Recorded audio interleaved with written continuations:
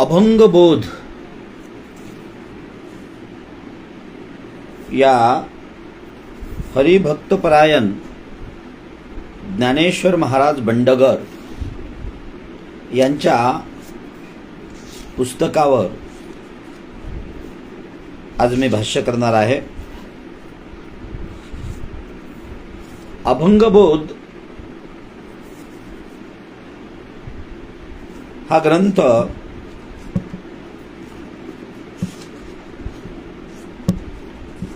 पुस्तक नाका प्रकाशनानं प्रकाशित केलेला आहे.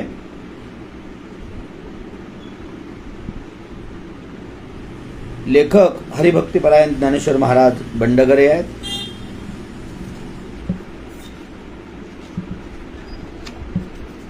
एकशे पानाचा आणि 250 रुपये किमतीचा हा ग्रंथ आहे. या ग्रंथाचं प्रकाशन नुकतंच 7 मे 2026 रोजी पहिली आवृत्ती याची निघालेली आहे. त्यांच्या गावी म्हणजे घेरडी या ठिकाणी सोलापूर जिल्ह्यामध्ये या ग्रंथाचं प्रकाशन झालं. त्यानंतर मे महिन्यामध्ये औरंगाबाद या ठिकाणी किंवा आजचं छत्रपती संभाजीनगर MGM विद्यापीठामध्ये या पुस्तकाचं प्रकाशन झालं. त्या प्रकाशनालाही मी हजर होतो. या अगोदर ज्ञानेश्वर महाराज बंडगर यांचं होय होय वारकरी हे अतिशय मोलाचं असं पुस्तक प्रकाशित झालं आहे.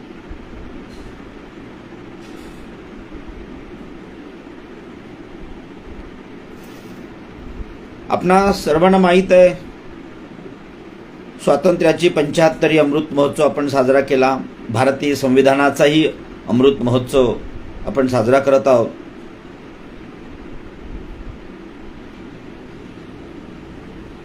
स्वातंत्र्याच्या आणि भारतीय संविधानाच्या अंमलाच्या 75 नंतर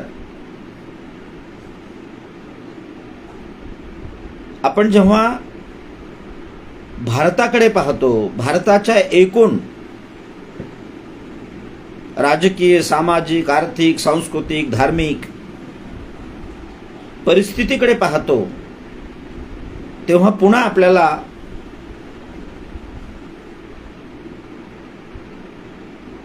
एक अत्यंत अशी पोकळी जाणवताना दिसते की इतकं सगळं होऊनही भारतवर्षामध्ये ज्या पद्धतीनं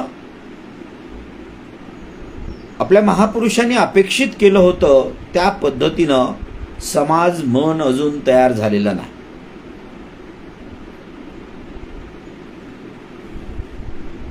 डॉक्टर बाबासाहेब आंबेडकर एके ठिकाणी असं म्हणतात की भारतातली जी क्रांती आहे ही प्रबोधनाविना झालेली क्रांती आहे. आणि म्हणून जनतेचं प्रबोधन न होता ही जी क्रांती झाली ती एका अर्थाने अपूर्ण आहे. सामाजिक क्रांती शिवाय, आर्थिक क्रांती शिवाय राजकीय क्रांती ही वांझोटी आहे. डॉक्टर बाबासाहेब आंबेडकरांनी लोकशाहीच्या व्याख्या सांगताना अशा पद्धतीचं विवेचनही केलं आहे की राजकीय लोकशाही ही यशस्वी व्हायची असेल तर त्याची पूर्वअट सामाजिक आणि आर्थिक लोकशाही ही आहे. आणि त्याचाच धागा धरून प्रबोधन हा अत्यंत महत्त्वाचा विषय आहे डॉक्टर बाबासाहेब आंबेडकरांनी सांगितला. मग हे प्रबोधन भारतामध्ये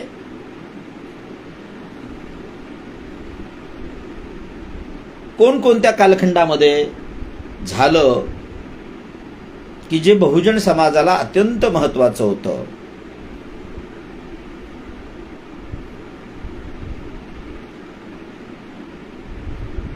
भारताच्या संदर्भामध्ये आपण पाहिलं तर आपल्याला असं लक्षात येतं की स्वातंत्र्य, समता, बंधुता, सामाजिक न्याय ही अलीकडे भारतीय संविधानानं जी दिलेली मूल्यव्यवस्था आहे, ती मूल्यव्यवस्था या देशामध्ये कमी अधिक प्रमाणामध्ये किंवा तुटक प्रमाणामध्ये होती किंवा त्यासाठी लोक संघर्ष करत होती. आणि त्या संघर्षाचा एक धागा हा वारकरी संप्रदायामध्ये आहे.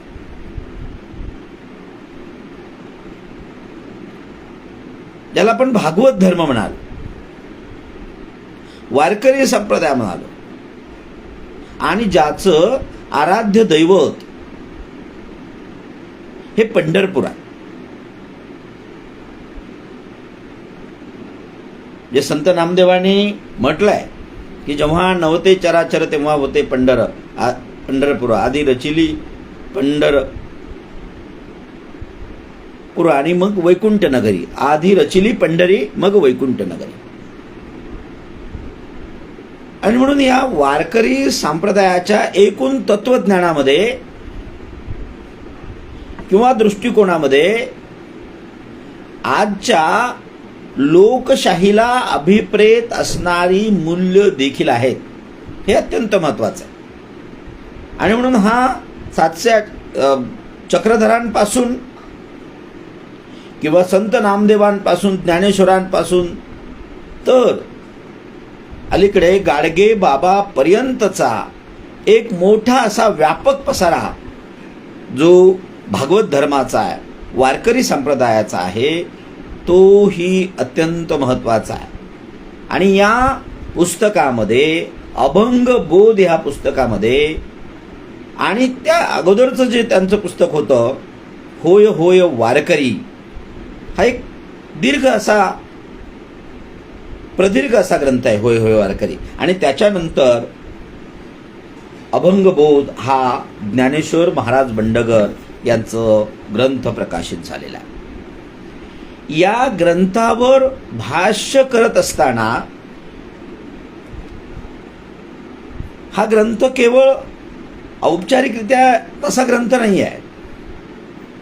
हा ग्रंथ भारताच्या प्रबोधन कालखंडावर एक महत्वाचा असा प्रकाश झोत टाकतो.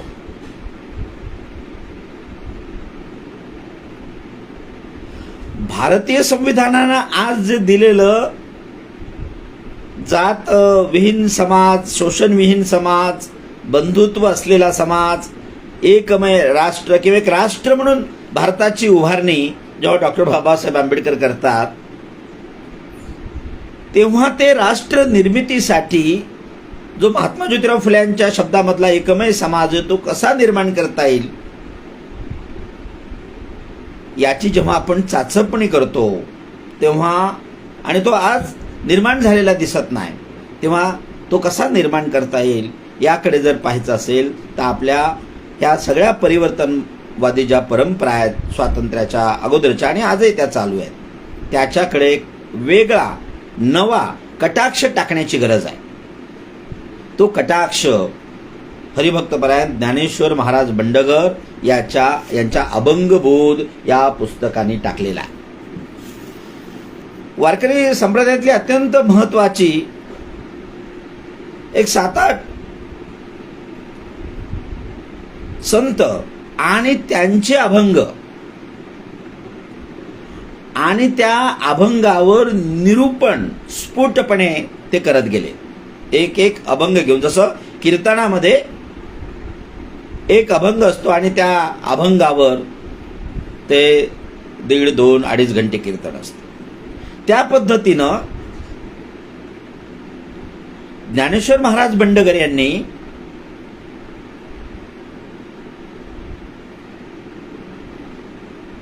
अशा पद्धतीने एक एक अभंगाचं निरूपण करत, एकीकडे ते निरूपण आहे आणि दुसरीकडे वारकरी किंवा भागवत संप्रदायातलं जे मतितार्थ आहे, जे मुख्य गाभा आहे, तो मुख्य गाभा देखील ते सांगत आहे. हा मुख्य गाभा कोणता आहे? तर हा मुख्य गाभा हा समतेचा आहे, स्वातंत्र्याचा आहे, बंधुतेचा आहे, सामाजिक न्यायाचा आहे, लिंग आधारित समतेचा आहे. आणि म्हणून शोषितांचं जे झालेलं शोषण आहे, ते शोषण देखील हे वेगवेगळे काळातले संत आपल्या अभंगातून व्यक्त करतायत. ही अतिशय महत्वाची आणि जमेची अशी बाजू आहे.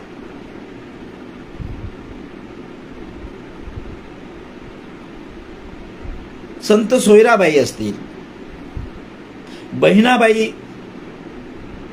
संत बहिणाबाई असतील, संत तुकाराम महाराज, संत नामदेव महाराज, सावता माळी, नरहरी सोनार, संत एकनाथ, अशा अनेक संतांच्या अभंगातून जी सामाजिक समतेची ज्योत वारकरी संप्रदायानं पेटवली, ती अत्यंत महत्वाची आहे आणि ती आजच्या कालखंडामध्ये देखील महत्वाची आहे आणि आजच्या समकालीन प्रश्नाला भिडणारी किंवा त्या प्रश्नाची उकल करणारी देखील आहे. हे अभंग बोध वाचताना पदोपदी जाणवते. म्हणजे आजची जी अस्पृश्यता आहे, ही अस्पृश्यता आणि त्या अस्पृश्यतेचं दुःख वेशीवर टांगताना संत सोयराबाई ज्या पद्धतीनं व्यक्त होतात, ज्या पद्धतीनं अभंग निर्मिती करतात, अरे हा देहच विटाळ म्हणतात. आणि म्हणून हा देहच विटाळ असेल तर जाती व्यवस्थेतून निर्माण झालेला विटाळ हा काय कामाचा, किंवा तो किती कुचकामी आहे. आणि म्हणून जाती व्यवस्थेनं निर्माण केलेले जे प्रश्न आहेत, अस्पृश्यतेनं निर्माण केलेले जे प्रश्न आहेत, ते कसे कुचकामी आहेत, ते कसे मानव निर्मित आहेत, त्याला धर्माचं किंवा ईश्वराचं अधिष्ठान नाही. अशा पद्धतीनं सोयराबाई जे विवेचन करतायत, या ग्रंथामध्ये ज्ञानेश्वर महाराज बंडगर यांनी ते अत्यंत सखोल असं वर्णन सोयराबाईच्या अभंगातून केलेलं आहे. आणि स्त्रियांवर होणारा अन्याय, अत्याचार, स्त्रियांचं होणारं शोषण, पुरुषी व्यवस्थेकडून होणारं शोषण किंवा धर्म व्यवस्थेकडून होणारं शोषण, ते वेशीवर टांगलेलं आहे. आणि एकूणच स्त्रियांना या व्यवस्थेतून समता आणि स्वातंत्र्य बाद करणारा जो वैदिक धर्म आहे, त्या वैदिक धर्माला चपराक देणारे अभंग हा सोयराबाईकडून आहे किंवा संत चोखोबारायांकडून आहेत. उस डोंगा परी रस नव्हे डोंगा, काय भुललासी वरलिया रंगा, चोखा डोंगा परी भाव नव्हे डोंगा. अरे माझी जात जरी मानले गेलेली खालची असली तरी माझा भाव मात्र अत्युच्च अशा उच्चतम पातळीवरचा आहे. आणि म्हणून तुम्ही भाव पाहणार की जात पाहणार, हा प्रश्न हे पुस्तक आणि एकूण वारकरी संप्रदाय, भागवत संप्रदाय हा संबंध भारताला विचारतोय. आणि म्हणून या पुस्तकामध्ये सातत्यानं कबीरांचा देखील ते उल्लेख करत आहे. अशाच पद्धतीचा जो आशय आहे तो कबीरांनी आपल्या दोह्यातून मांडलेला आहे. जात न पूछो साधु की, पूछ लीजिए ज्ञान, मोल करो तलवार का, पडा रहने दो म्यान, कबीरा पडा रहने दो मान. म्हणजे तुम्हाला जातीचं मोल आहे की त्या वेगवेगळ्या जातीतल्या महापुरुषांनी, संतांनी मांडलेल्या विचाराचं मोल आहे. विचाराचं मोल असलं पाहिजे, भावाचं मोल असलं पाहिजे, भक्तीचं मोल असलं पाहिजे, त्याच्या त्या टरफलाचं किंवा म्यानचं मोल नसलं पाहिजे. परंतु आजही आपण बघतो आहे की एका अर्थाने आपल्या जाणीवेतली जात संपलेली नाही. आणि म्हणून हे जे काही जात संपवण्याचं जे काही स्वप्न महात्मा ज्योतिराव फुले असतील, डॉक्टर बाबासाहेब आंबेडकर असतील, शाहू महाराज असतील, हे अनेक महापुरुषांनी पाहिलं. त्याची बीज ही इथल्या वेगवेगळ्या धर्म संप्रदायामध्ये आहेत, भारतीय धर्म संप्रदायामध्ये आहेत. विशेषतः अभंगबोधच्या माध्यमातून वारकरी संप्रदायामध्ये ही सगळी मूल्य व्यवस्था अनुश्चित आहे, अंतर्भूत आहे. अशा पद्धतीचं मार्मिक टिपण अभंगबोधच्या माध्यमातून ज्ञानेश्वर बंडगर करतात. आणि म्हणून त्याच जातीव्यवस्थेच्या विरोधाच्या किंवा शोषणाच्या विरोधाच्या अंगानं संत तुकाराम महाराज ज्या पद्धतीनं विवेचन करतायत तेही कसं अत्यंत महत्वाचं आहे, तेही अभंगबोध या ग्रंथातून आपल्याला पाहायला मिळतं. आणि म्हणून तुकोबा तर या सगळ्याचे मुकुटमणी आहे. किंवा जो बहिणाबाईंनी लिहिलेला जो अभंग आहे त्या अभंगामध्ये आपण पाहतोय की ज्ञानदेवे रचिला पाया उभारिले देवालया, नामा तयाचा किंकर त्याने केला हा विस्तार, जनार्दन एकनाथ स्तंभ किंवा खांब दिला भागवत, तुका झालासे कळस आणि भजन करा सावकाश. संत तुकोबाराय हे या वारकरी संप्रदायाचे किंवा भागवत धर्माचे हे कळस आहेत. मग ते का कळस आहेत? कारण त्यांनी ही प्रस्थापित धर्म व्यवस्थेनं, वैदिक व्यवस्थेनं लावून दिलेली जी बंधनं होती ती बंधनं धुडकावली आणि ती सप्रमाण धुडकावली. प्रमाण देत आहेत. वेद अनंत बोलिला, अर्थ इतुकाची साधिला, विठोबाशी शरण जावे, निज निष्ठा नाम गावे. साही शास्त्रांचा हा सार, अंती तुलाची निर्धार, विठोबाशी शरण जावे, निज निष्ठा नाम गावे. 18 पुराणे सिद्धांत तुका म्हणे हाची हेत. आणि म्हणून 4 वेद, 6 शास्त्र, 18 पुराण सगळे वाचले तरी त्याचा अंतिम मतितार्थ हा ईश्वर भक्तीमध्ये आहे, पांडुरंगाच्या भक्तीमध्ये आहे. आणि पांडुरंगाची भक्ती, विठ्ठलाची भक्ती करण्याला कुणीही अडवू शकत नाही. तुम्ही कोणत्या जातीतले असा, कोणत्या धर्मातले असा, पंथातले असा, ईश्वराप्रती जाण्याचा मार्ग, राजमार्ग हा तुम्हाला सगळ्यांना सोपा. आणि म्हणून तुका म्हणे केली सोपी पायवाट. ही पायवाट सोपी केली आहे. ठीक आहे, आध्यात्मिक क्षेत्रातली काही पायवाट असे ना, कारण आमचा फुले शाहू आंबेडकरी चळवळीमध्ये काम करणाऱ्या कार्यकर्त्यांचा एक आक्षेप किंवा समीक्षा अशी की ही समता जी आहे वारकऱ्यांनी सांगितलेली, भागवत धर्माने सांगितलेली, ही आध्यात्मिक क्षेत्रातली. प्रत्यक्षामध्ये काय आहे किंवा भौतिक व्यवस्थेमध्ये ही समता आहे आली का? परंतु त्याचं एक स्थित्यंतर आहे. सामाजिक बदल, सामाजिक परिवर्तन हे इतकं झटपट असं होत नाही. त्याची एक मनोभूमिका, त्याची एक नांगरणी, पेरणी, कोळपणी ती करावी लागते, मनाची मशागत करावी लागते. आणि महाराष्ट्राच्या मनाची मशागत ही वारकरी संप्रदायाने केली.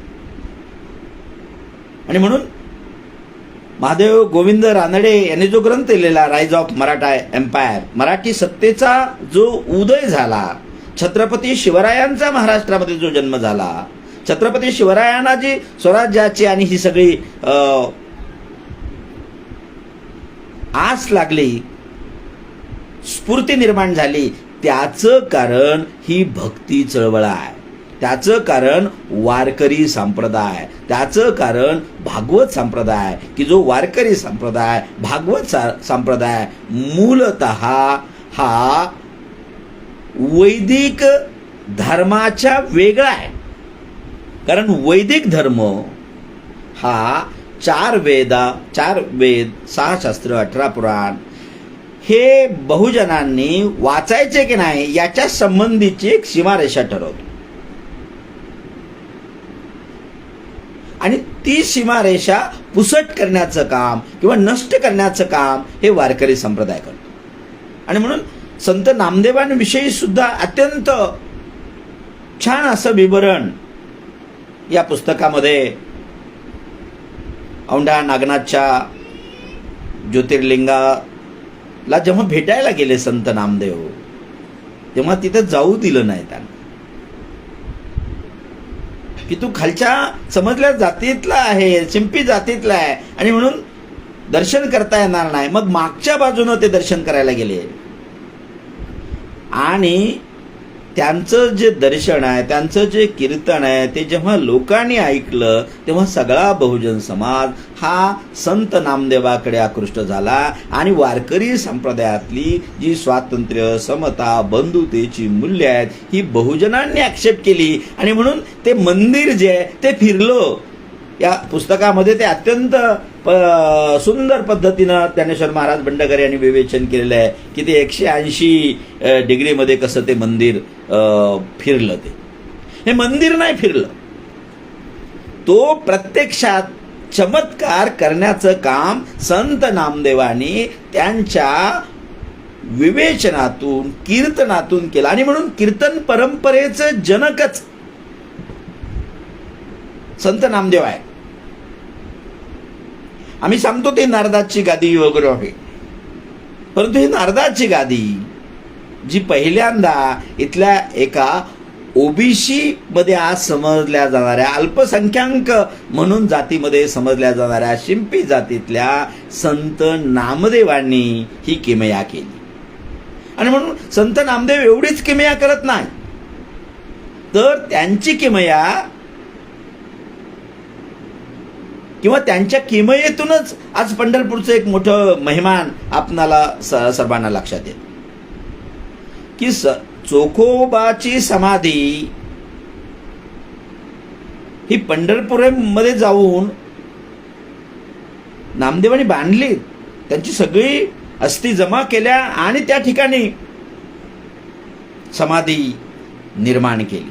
आणि म्हणून त्या कालखंडातला 700-800 वर्षापूर्वी जे आज जे धारिष्ट्य आपण करू शकत नाही अशा पद्धतीचं धारिष्ट्य जन्मानं पूर्वाश्रमीचा महार असला तरी किंवा मानल्या गेलेल्या खालच्या जातीतला असला. आणि म्हणून ते सातत्याने शब्द मानतात, मानली गेलेली जात, खालची जात नाही, लोकांनी मानली, वैदिक व्यवस्थेनं मानली, चातुर्वर्ण्य व्यवस्था मानणाऱ्या लोकांनी खालची जात मानली.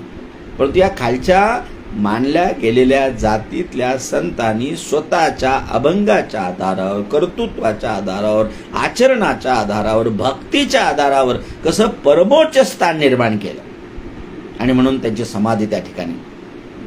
आणि म्हणून संत नामदेव हे एका अर्थाने संघटक आहे. आणि ती संघटना महाराष्ट्रामध्ये सगळ्या 18 पगड जाती म्हणजे ब्राह्मणांसहित, ज्ञानेश्वर, संत एकनाथ किंवा बहिणाबाई ही या वारकरी संप्रदायातली ब्राह्मण संत मंडळी आहे. मग माळी, सोनार, नावी किंवा इतर मुस्लिम समाजामध्ये देखील ही संत परंपरा निर्माण झाली. या सगळ्यांचं संघटन करण्याचं काम हे संत नामदेवांनी केलं.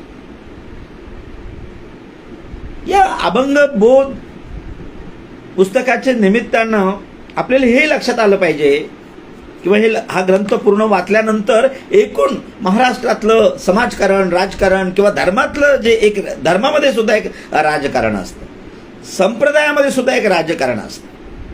काय सांगायचं आणि काय सांगायचं नाही ही त्या विवेचन करणाऱ्या, प्रवचन करणाऱ्या, कीर्तन करणाऱ्या माणसाच्या जात, वर्ण, जाणीव नेणीवेवर देखील त्याचं विवेचन असतं. ते विवेचन आपणाला समजून घेता आलं पाहिजे. आणि म्हणून संत ज्ञानेश्वरांबद्दल सुद्धा बोलायचं झालं तर त्या एका अर्थाने ते ब्राह्मण ठरत नाही, किंवा ज्यांचं मौंजबंधन झालं नाही तो ब्राह्मण कसा. आणि म्हणून संत ज्ञानेश्वरांचं मौंजबंधन ज्या व्यवस्थेनं नाकारलं, परंतु त्यांनी भगवद्गीतेवर टीका करून जी ज्ञानेश्वरीची निर्मिती केली, जी ज्ञानेश्वरी ही इथल्या समाजाला, बहुजन समाजाला, मराठी माणसाला स्वातंत्र्य, समता किंवा बंधुतेचं तत्वज्ञान देण्याचं काम करते, किंवा संस्कृतची जी बंधन आहे, कोणत्या भाषेमधून आम्ही बोललं पाहिजे, कोणत्या भाषेमधून आम्ही लिहिलं पाहिजे, संस्कृत भाषेमधून जी वैदिकांची लिहिण्याची, विवेचन करण्याची जी परंपरा होती, ती परंपरा संत ज्ञानेश्वरांनी तोडली आणि ती मराठीमधून, प्राकृतमधून भाष्य, ज्ञानेश्वरी हे भाष्य त्यांनी केले. संत एकनाथांनी त्याच पद्धतीनं संस्कृत भाषेची बंधनं झुगारून दिली. या पुस्तकामध्ये त्यांच्या विवेचनातून ते आलेलं आहे की संस्कृत भाषा देवे केली आणि मराठी किंवा प्राकृत काय चोरे आणली. मराठी, प्राकृत काय चोराने आणलेली आहे आणि देवाची भाषा, ज्ञानाची भाषा ही संस्कृत आहे. हाच मुळात सिद्धांत हा कसा निकालच खोटा आहे, हे सप्रमाण ज्ञानेश्वरांपासून संत एकनाथांपर्यंत अनेक संतांनी दाखवून दिलेला आहे. आणि मग जनाबाईच्या अभंगाची देखील यामध्ये विवेचन आहे.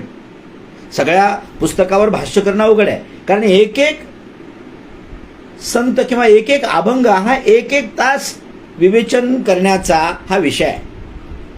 त्यामुळं अतिशय कमी वेळेमध्ये अभंगबोध या पुस्तकाचं परीक्षण किंवा यावर भाष्य करणं माझ्यासारख्या तरी कार्यकर्ता असलेल्या, व्यासंग फारसा नसलेल्या माणसाला ते शक्य नाही.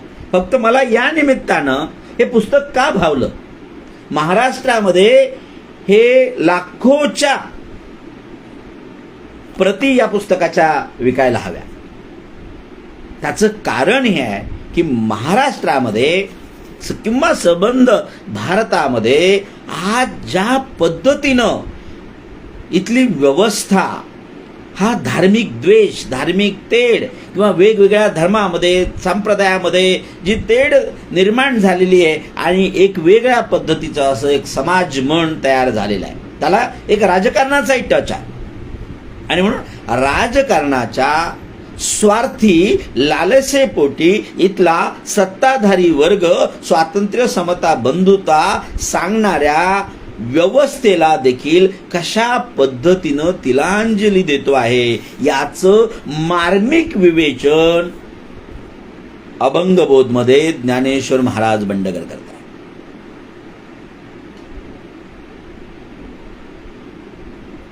किंवा मला एक काही उदाहरण देऊन आपल्याला सांगता येईल किंवा ते हे आपल्यासमोर मांडता येईल की हे पुस्तक का महत्वाचं आहे. कारण महाराष्ट्रामध्ये आज जो एक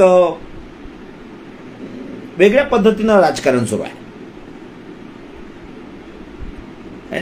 अनेकांवर शाई फेकण्याचे कार्यक्रम सुरू आहे, किंवा नाशिकला त्र्यंबकेश्वरच्या समोर धूप वगैरेला विरोध करणारे काही आचार्य, स्वयंघोषित आचार्य महाराष्ट्रामध्ये निर्माण झालेले आहेत. काही स्वयंघोषित महाराज निर्माण झालेले आहेत की जे या समता, बंधुता, सामाजिक न्याय आणि वैदिक व्यवस्थेला तिलांजली देण्याचं जे एक तत्वज्ञान आहे किंवा त्याच्या मर्यादा सांगणार. तिलांजली देणं म्हणजे मर्यादा सांगणं, वेदाच्या मर्यादा आहेत. ते सगळे संतांनी या पुस्तकामध्ये त्यांनी अनेक संतांच्या मुखातून आलेले आहे की तो वेद बोलो गेला तो मौनावाला, वेदाला मौन बाळगतो तो. किंवा वर्ण व्यवस्थेमध्ये ब्राह्मण, क्षत्रिय, वैश्य या तीनच वर्णाला तो फॉर करतो, वर्णाच्या बाजूने आहे. आणि शूद्राला मात्र त्यांच्या हक्क आणि अधिकारापासून वैदिक धर्म दूर ठेवतो. आणि म्हणून त्याच्या विरोधात तर ते बंड आहे. आणि म्हणून ज्ञानेश्वरांचं जे पसायदान आहे, निवृत्तीनाथांना ज्ञानेश्वरांनी जे पसायदान मांडलं आणि निवृत्तीनाथांनी ते मान्य केलं. आता विश्वात्मके देवे येणे वाग्यज्ञ तोषावे, तोषोनी मज द्यावे पसायदान. ही ज्ञान नावाची गोष्ट ही सर्वांना खुली करण्याचं एक मोठं योगदान हे ज्ञानेश्वरांनी दिलं. नाथपंथी असलेले त्यांचे गुरु निवृत्तीनाथ यांनी त्याला मान्यता दिली. संत ज्ञानेश्वरांबरोबर संत नामदेव आणि मग सावतामाळी, नरहरी सोनार वगैरे सगळ्या समकालीन गोरोबा काकापर्यंतची सगळी संत, आणि मग ही परंपरा एक अशा पद्धतीनं निर्वाहातपणे चालत जाऊ. आणि ती आजही आहे. पण आज ती परंपरा किंवा याच्यामध्ये ताटीच्या अभंगाचा देखील उल्लेख आहे. मुक्ताबाईनं जाती व्यवस्थेनं जे ज्ञानेश्वरांना छळलं आणि म्हणून त्या छळाला कंटाळून ताटी लावून बसलेल्या ज्ञानेश्वरांना ज्या पद्धतीनं मुक्ताबाईनं त्याच्यातून बाहेर काढला आणि ताटीचे अभंग लिहिले, मला वाटतं हा एक स्वतंत्र असा एक विषय आहे. आणि म्हणून त्याने जग झालिया वनी संत सुखे व्हावे पाणी. आणि म्हणून संत तुम्हाला व्हायचं असेल तर तुम्हाला हे आघात पचवावे लागतील. तुम्ही ताटी लावून बसू नका, बाहेर या. लोक तुमची वाट पाहतोय, महाराष्ट्र तुमची वाट पाहतोय, भागवत धर्म तुमची वाट पाहतोय, तुमची या समाजाला गरज आहे. आणि म्हणून आपल्यावर किती संकट आली तरी आपण मात्र सर्वसामान्याच्या बाजूनं असलं पाहिजे. अशा पद्धतीचं विवेचन जे ताटीच्या अभंगामधून मुक्ताबाईनं केलेलं आहे ते अत्यंत महत्वाचं आहे. आणि म्हणून आजचा मी संदर्भ घेत होतो महाराष्ट्रामध्ये ज्या काही घडामोडी आहेत किंवा मध्ये जे या पुस्तकाच्या निमित्तानं, तेव्हा महाराजांनी त्या पद्धतीचं विवेचन केलं नाही, कारण ते महाराज आहेत, ते एका मर्यादेमध्ये ते बोलत आहेत. परंतु मी जेव्हा वेगळ्या चष्म्यातून या सगळ्या महाराष्ट्रातल्या घडामोडीकडे पाहतोय तेव्हा मला अभंगबोध मधून त्याची उत्तरं सापडत आहेत. अलीकडेच पुणे विद्यापीठामध्ये एक बीज भाषण झालं. पूर्वाश्रमीचे किशोरजी व्यास आणि आज ज्यांना गोविंद देवगिरी आपण म्हणतो किंवा त्यांनी नामाभिमान केलेला आहे, आणि अयोध्येच्या राम मंदिराचं देखील लोकार्पण त्यांनी केलं. अपूर्ण असलेलं मंदिर, त्याचं पूर्णत्व बरोबर नाही हे शंकराचार्यांनी विरोध केल्यानंतर यांनी त्याचं पौरोहित्य केलं. त्यांनी जी सावित्रीबाई फुले पुणे विद्यापीठामध्ये बीज भाषणाच्या वेळेस जी भूमिका मांडली ती भूमिका अत्यंत निंदनीय अशा स्वरूपाची होती. वारकरी संप्रदायाचा, भागवत धर्माचा जो मूळ गाभा आहे, आशय आहे, त्याला कलाटणी देणारी होती. म्हणून बहिणाबाईचा जो अभंग आहे, जो वारकऱ्यांमध्ये प्रमाण आहे, जे अभंगाचं प्रारंभी मी विवेचन केलं, ज्ञानदेवे रचिला पाया उभारिले देवालया, तुका झालाशे कळस भजन करा सावकाश. तुका झालाशे कळस आणि त्या कळसावर मात्र रामदासी ध्वजा फडकते आहे. अशा पद्धतीचं विवेचन जेव्हा गोविंद देवगिरी करतात तेव्हा राजकारण लक्षात येतं. आणि मग वारकरी संप्रदाय हा कोणत्याही एका जातीच्या धर्माच्या विरोधी नाही आणि त्यांच्या फॉरही नाही, त्यांच्या बाजूने नाही. वारकरी संप्रदायामध्ये सर्व जातीचे, सर्व धर्माचे, पंथाचे किंवा इतर धर्माचे देखील लोक सहभागी आहेत. आणि ब्राह्मण म्हणून विशेष असा दर्जा वारकरी संप्रदायानं कुणाला दिलेला नाही. आणि अब्राह्मण म्हणजे ब्राह्मण नसलेल्या माणसाला वारकरी संप्रदायानं दूर केलं नाही. म्हणजे आज महात्मा ज्योतिराव फुलेंचं जन्म द्विशताब्दी जयंती वर्ष सुरू आहे. या वर्षामध्ये महात्मा ज्योतिराव फुल्यांनी जो आशावाद मांडलेला होता, ख्रिस्त मोहम्मद मांग ब्राह्मणाशी धरावे पोटाशी बंधुपरी, ही जी बंधुता आहे, जी फ्रॅटर्निटी आहे, ती आज आमच्यात का नाही? भारतीय संविधानाचा अंमल होऊन 75 वर्ष झाली आहे, स्वातंत्र्य होऊन 75 वर्ष होऊन गेली आहेत, तरी सुद्धा भारतीय संविधानाच्या प्रिॲम्बलमध्ये जी काही मूल्यव्यवस्था आम्ही आणलेली आहे ती व्यवस्था प्रत्यक्षात समाजात का नाही? त्याला कारण इथल्या धर्मसंस्कृतीच्या राजकारणामध्ये दडलेलं आहे. आणि म्हणून वारकरी संप्रदायामध्ये संत, अनेक जाती धर्माच्या संतांचं स्थान आहे. अगदी शेख मोहम्मद आहे, अनगड का फकीर आहे, अनगडशाह, किंवा अनेक लोक आहेत. रामदास मात्र नाहीत. मी बालपणापासून वारकरी कीर्तनं ऐकलेली, अक्षरशः भीमसी महाराज गडकरांपासून मोठमोठी माणसांना ऐकण्याचा मला योग आलेला आहे. त्यांच्या कीर्तनामध्ये संत रामदासाच्या दासबोध किंवा त्यांचे जे इतर ग्रंथ आहेत त्याचं प्रमाण वारकरी संप्रदायामध्ये घेतल्या जात नाही. त्याचं कारण सरळ आणि सोपं आहे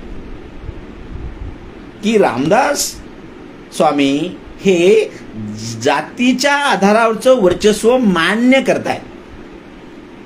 ब्राह्मण जातीमध्ये जन्माला आलेला माणूस तो जन्मतः श्रेष्ठ आहे, अशा पद्धतीचं विवेचन करणाऱ्या 10 ओव्या दासबोधामध्ये आपल्याला पाहायला मिळतात. आणि नेमकी त्याच ठिकाणची मेघ ही आहे. आणि म्हणून किशोरजी व्यास तेव्हाचे, मी किशोरजी व्यास यासाठी म्हणतोय की अहमदनगरला जेव्हा अखिल भारतीय साहित्य संमेलन झालं त्या संमेलनामध्ये एक दिवस एक रात्र त्यांचं 2 तासाचं प्रवचन होतं. आणि त्या 2 तासाच्या प्रवचनामध्ये किशोरजी व्यास यांचा विषय होता वारकरी आणि रामदासी यांच्यातला भेद मिटला पाहिजे. होय, वारकरी रामदासी यांच्यातला भेद मिटला पाहिजे का? हो, मिटला पाहिजे. परंतु तो कसा मिटवता येईल? चातुर्वर्ण्य व्यवस्थेचं, जाती व्यवस्थेचं समर्थन करून तो भेद मिटवता येईल का? त्यावेळेस 2 घंट्याचं प्रवचन आणि आजचीच देखील किशोर व्यास किंवा आजच्या गोविंद देवगिरी महाराजांची भूमिका अजूनही बदलली नाही. वर्ण आधारित श्रेष्ठत्व, चातुर्वर्ण्यातलं ब्राह्मण श्रेष्ठत्व ते सोडायला तयार नाहीत. आणि म्हणून या वारकरी संप्रदायाच्या एकूण इमारतीवर पुन्हा रामदासाची पताका त्यांना हवी आहे.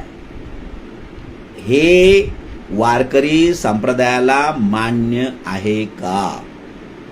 वारकरी संहितेला हे मान्य आहे का?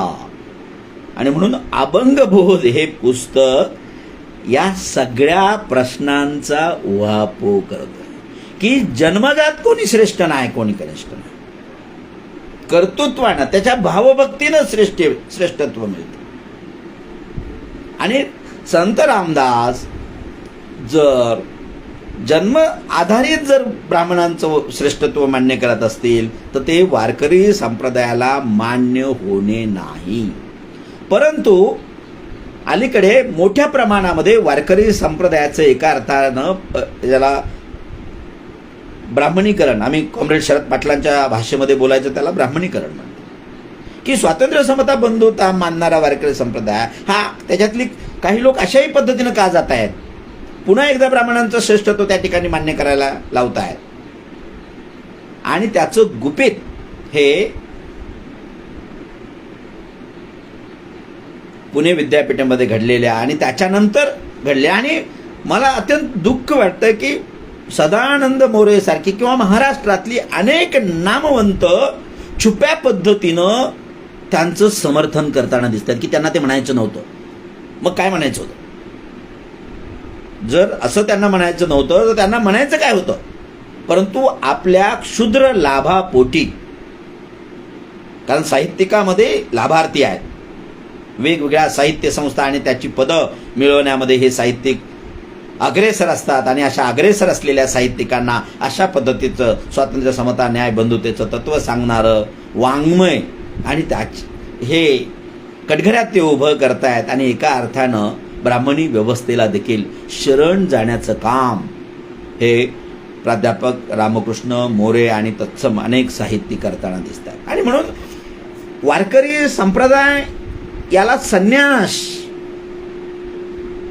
हे पुस्तक आपल्याला हे सांगतं की वारकऱ्यांमध्ये ज्याने आपलं कर्तव्य बजावला, परमार्थ करण्यासाठी ज्यानं आपला ग्रहत्याग केला नाही, संसार थाटलेला आहे, संसार केलेला आहे आणि मग परमार्थ करतोय, त्याला उलट जास्त गुण आहेत. आणि जो कोणी संन्यासी आहे ना, दूर घर बांधिले डोंगरी, विषया हिंडे दारोदारी, ऐसा नसावा संन्यासी, जो का परमार्थाचा द्वेषी किंवा एका अभंगामध्ये भगवे तरी श्वान सहज वेश त्याचा, अशा पद्धतीचं प्रमाण आहे. अरे भगवात जो कलर आहे किंवा भगव्या भोवती जे राजकारण तुम्ही आणताय ते कसं चुकीचं आहे. आणि भगवा हा त्यागाचं प्रतीक आहे. आणि म्हणून ज्याच्या अंगात त्याग आहे, मग तो कोणत्याही जातीचा असे ना, तो भगवा आहे. आणि तो इथल्या व्यवस्थेला, वारकऱ्यांना, भागवत धर्माला तो परमप्रिय आहे. परंतु अंगात भगवं लिहायचं, भगवं परिधान करायचं, परंतु पुन्हा एकदा आपली वाटचाल वैदिक धर्माकडे किंवा ब्राह्मणी व्यवस्थेकडे न्यायची, हे राजकारण वारकरी संप्रदायानं खपून घेतलेलं नाही, किंबहुना ते उजागर केलेलं आहे, ते एक्सपोज केलेलं आहे अनेक संतांनी. आणि म्हणून ते पुन्हा एकदा विधान मी करतोय की भगवे तरी श्वान सहज वेश त्याचा. अरे श्वानाचा वेश देखील नॅचरलपणे भगवा असू शकतो. याचा अर्थ तो अंतरंगामध्ये भगवा आहे, त्यागमय आहे, त्याचं जीवन आदर्श आहे असं म्हणता येत नाही. आणि म्हणून या पुस्तकाच्या निमित्तानं आपल्याला अनेक गोष्टी सांगता येतील, अनेक गोष्टीचं विवेचन करता येईल. धर्म संस्कृतीचं राजकारण करणारे पक्ष संघटना ही काही लोकांना हाताशी धरून वारकरी संप्रदायामध्ये, वारकरी धर्मामध्ये, भागवत धर्मामध्ये असलेलं जे समतेचं, स्वातंत्र्याचं, बंधुतेचं, लिंगनिरपेक्षतेचं, स्त्रीवादाचा आशय सोयराबाईनं जो मांडलेला आहे, मग ते महात्मा फुलेंच्या कालखंडामध्ये, नंतरच्या कालखंडामध्ये ताराबाई शिंदे स्त्री पुरुष तुलना हे पुस्तक लिहित आहे. परंतु स्त्री पुरुष तुलना हे पुस्तक लिहिण्याच्या अगोदर विटाळा संबंधी जे विवेचन सोयराबाई वगैरे करतायत ते किती अप्रतिम आहे. ते हे सगळं आपल्याला वाचता येईल. आणि नव्या एका परिप्रेक्ष्यामध्ये संत साहित्याची, वारकरी साहित्याची आज समाजाला कशी गरज आहे. आणि जातीच्या संघटना, जात ही जाणीव ही इथल्या राजकारण्यांना हवी आहे. त्याने आज महाराष्ट्रामध्ये भांडण लावलीत, जातीमध्ये भांडण आहे किंवा जातीच्या ग्रुपमध्ये भांडण आहे. एससीचं उपवर्गीकरणाला आले आहेत, ओबीसीचं ऑलरेडी वर्गीकरण केलेलं आहे किंवा ओबीसीच्या विरोधात मराठा जात उभी केलेली आहे. आणि आपल्या राजकीय पोळ्या भाजण्याची संस्कृती महाराष्ट्रामध्ये आणि भारतवर्षामध्ये सुरू आहे. आणि ह्या राजकीय पोळ्या भाजण्याचं काम बंद करायचं असेल तर पुन्हा एकदा आपला जो धर्म आहे, आपली जी संस्कृती आहे, आपल्या ज्या परंपरा आहेत किंवा विशेषतः वारकरी चळवळ जी आहे ती पुन्हा एकदा नव्यानं तिचं आकलन आपल्याला करता आलं पाहिजे. हे आकलन करण्यासाठी हरिभक्तपरायण ज्ञानेश्वर महाराज बंडगर यांचं पुस्तक अत्यंत मोलाचं असं योगदान देत. आणि म्हणून पंढरपूरचं मंदिर हे साने गुरुजींनी उघडं केलं अस्पृश्यांना आणि मुस्लिमांना, इतर धर्मियांना. आज त्यांची जन्मशताब्दी होऊन गेलेली आहे. किंवा आचार्य अत्रे ज्यांच्याकडे गाथा नाही आहेत त्यांच्या पार्श्वभागावर लाथा मारण्याची भाषा करतायत. आणि म्हणून ती तुकोबाची गाथा, संतांचं वाङ्मय हे अत्यंत महत्वाचं आहे. आणि ते भारतीय संविधानाला देखील अनुकूल आहे. म्हणून ठिकठिकाणी डॉक्टर बाबासाहेब आंबेडकरांनी संत तुकोबाची, अनेक संतांची कोटच्या कोट आपल्या वाङ्मयातून त्यांनी उद्धृत केलेली आहे. हा सगळं बघता पुन्हा एकदा मी सर्व दर्शकांना, वाचकांना, साहित्यिकांना, कार्यकर्त्याला आव्हान करतो की हा अतिशय नव्या ताज्या दमाचा असा, मी त्यांना केवळ महाराज म्हणणार नाही, ते आजच्या परिभाषेतले नुसते महाराज नाहीत. ज्ञानेश्वर महाराज बंडगर, होय होय वारकरी हा त्यांचा महत् ग्रंथ आहे. त्याच्या लाखो आवृत्ती महाराष्ट्रामध्ये गेल्या पाहिजेत. 4-5 आवृत्त्या झाल्या त्यांच्या. अभंग बोधच्या देखील लाखो आवृत्ती केल्या पाहिजे. आणि समाजाला सत्य सांगितलं पाहिजे. आणि जे संप्रदाय, ज्या चळवळी ह्या बहुजन समाजाला अनुकूल आहेत, पुन्हा त्या चळवळीचं बाजारीकरण होऊ नये, ब्राह्मणीकरण होऊ नये, एकांगीपणे त्या चळवळी एकाच चष्म्यातून आपण पाहू नयेत. आणि त्यामुळं हे पुस्तक आपण वाचलं पाहिजे. होय होय वारकरी. आणि त्याच्यानंतर अभंगबोध हे पुस्तक आपण निश्चितपणे खरेदी कराल, घ्याल, वाचाल. आणि त्यावरचं आपलं म्हणणं, त्यावरचं टिपण, त्यावरचा संवाद, वाद विवाद हा अपेक्षित आहे. विसंवादासाठी नाही, ज्ञान निर्मिती म्हणून किंवा सत्यशोधनासाठी वादविवाद. कारण वादविवाद ही अत्यंत महत्वाची गोष्ट आहे. भगवद्गीतेमध्ये सुद्धा एका ठिकाणी भगवान श्रीकृष्ण म्हणतात, जिथं वाद आहे तिथे मी आहे. कारण नवनिर्मिती वादातून झालेली आहे, वादातून संवाद. आणि म्हणून आज राजकारण्यांनी जो वाद घातलेला आहे, त्या वादाला संवादाच्या रूपातून कशी उत्तरं देता येतील याचं एक मार्मिक विश्लेषण ज्ञानेश्वर महाराज बंडगर यांच्या अभंगबोधमधून आपल्याला पाहायला मिळतं. हे पुस्तक आपण घेतलं पाहिजे. पुन्हा एकदा पुस्तक नाका प्रकाशन यांच्याकडून हे पुस्तक आपण घेतलं पाहिजे, वाचलं पाहिजे आणि नवी प्रमेय विकसित केली पाहिजेत. आणि पुन्हा पुन्हा ज्यांना म्हणून स्वातंत्र्य, समता, बंधुता, सामाजिक न्याय नको आहे आणि पूर्वीचीच वैदिक व्यवस्था किंवा ब्राह्मणी व्यवस्था आणायची आहे,